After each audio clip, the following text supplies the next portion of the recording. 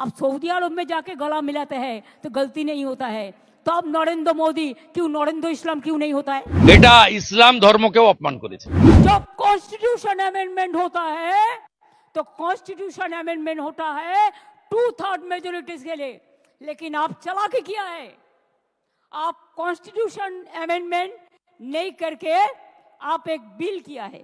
কয়েকদিন আগেই ওয়াকফের উপর ভোট হয়েছিল, তাতে 288 232 ভোটে ওয়াকফ অ্যামেন্ডমেন্ট বিল পাস হয়েছে। এই মুখ্যমন্ত্রীর কথাকে আপনারা গুরুত্ব দেন কেন?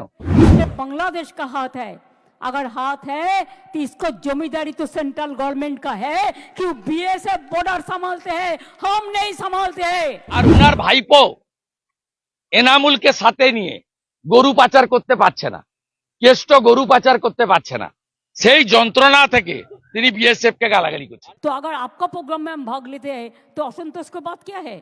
अब सऊदी अरब में जाके गला मिलाते हैं तो गलती नहीं होता है, तो अब नरेंद्र मोदी क्यों, नरेंद्र इस्लाम क्यों नहीं होता है?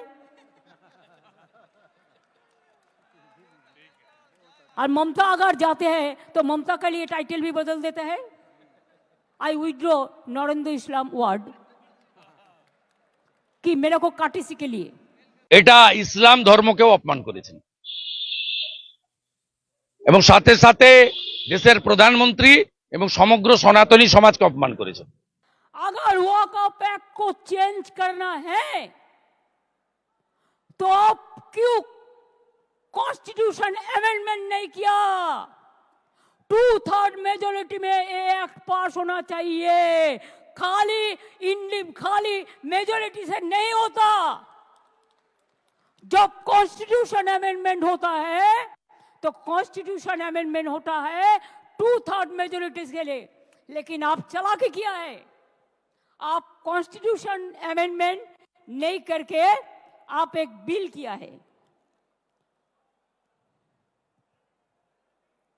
जितना तक वॉकअप अमेंडमेंट एक्ट किया है, लेकिन कॉन्स्टिट्यूशन अमेंडमेंट नहीं किया, कि कॉन्स्टिट्यूशन अमेंडमेंट करते आपको 2/3 मेजोरिटी का जरूरत था, এটা আপনারা করেননি। কয়েকদিন আগেই ওয়াকফের উপর ভোট হয়েছিল, তাতে 288 232 ভোটে ওয়াকফ অ্যামেন্ডমেন্ট বিল পাস হয়েছে। এই মুখ্যমন্ত্রীর কথাকে আপনারা গুরুত্ব দেন কেন?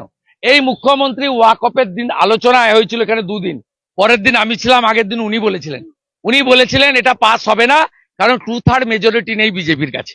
আমি আমার বক্তব্যে বলেছিলাম মুখ্যমন্ত্রী বিধানসভাতে ভুল তথ্য দিচ্ছেন, এটা রেগুলার বিল, এটা সংবিধান অ্যামেন্ডমেন্ট নয়, এখানে সিম্পল মেজরিটিতে পাস হয়ে যাবে, তাই পাস হলো। এই মুখ্যমন্ত্রীর কথাকে আপনারা গুরুত্ব দেন কেন আমি জানতে চাই, কারণ উনি বিধানসভায় বলে গেছিলেন ওয়াকফ অ্যামেন্ডমেন্ট বিল পাস হবে না কারণ বিজেপির কাছে 2/3 মেজরিটি নেই। আমি ভুল ধরিয়ে দিয়েছিলাম যে it's a regular bill, simple majority দরকার, এখানে 2/3 নয়, এটা কনস্টিটিউশনাল অ্যামেন্ডমেন্ট নয়। স্পিকার আমার সঙ্গে তর্ক করেছিলেন, এই বিমান ব্যানার্জি আর মমতা ব্যানার্জি দুটোই সংবিধান জানে না, মূর্খ, তাই বিধানসভায় এই ধরনের কথা বলেছিলেন। আমার কথাটা আজকে সত্য প্রমাণ হয়েছে। इसमें बांग्लादेश का हाथ है, अगर हाथ है तो इसको जमींदारी तो सेंट्रल गवर्नमेंट का है कि बीएसएफ बॉर्डर संभालते हैं, हम नहीं संभालते हैं। ये अधिकार हमारे पास नहीं है,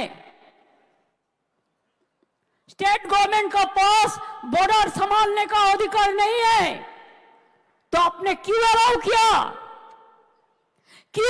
किया? क्यों बीजेपी का बाहर से आदमी आके आप गड़बड़ करके भाग गया? कोई फेद आपको देना पड़ेगा।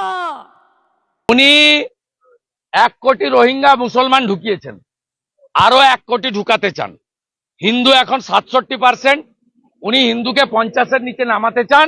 বিএসএফ বাধা দিচ্ছে বর্ডারে, আর উনার ভাইপো এনামুলকে সাথে নিয়ে গরু পাচার করতে পারছে না, কেষ্ট গরু পাচার করতে পারছে না, সেই যন্ত্রণা থেকে তিনি বিএসএফ কে গালাগালি করছেন।